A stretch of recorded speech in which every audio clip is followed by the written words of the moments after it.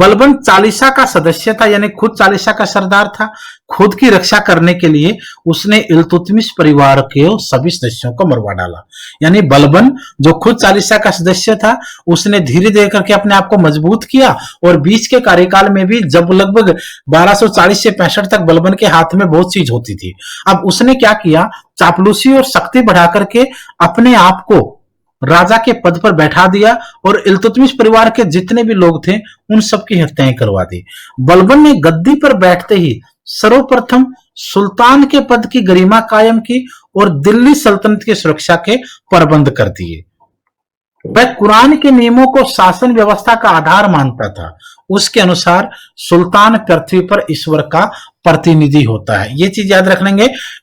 बलबन ने अपने आप को पृथ्वी पर भगवान का प्रतिनिधि, जिसको आप लोग कहते हैं एजेंट ऑफ गॉड, उसने अपने आप को भगवान का एजेंट धरती पर बुलाना शुरू कर दिया। बलबन ने सुल्तान के प्रतिष्ठा को स्थापित करने के लिए लोह और रक्त की नीति, आयरन एंड ब्लड की पॉलिसी, ये बहुत इंपॉर्टेंट रहेगा आपके लिए। लोह और रक्त की नीति, ये आपकी सबसे इंपॉर्टेंट है। यह नीति उसने यहां पर लागू करी। उसने सिजदा और पैबोस जैसी व्यवस्थाएं भी लागू कर ली। ये एक विशेष प्रकार का सलाम होता है।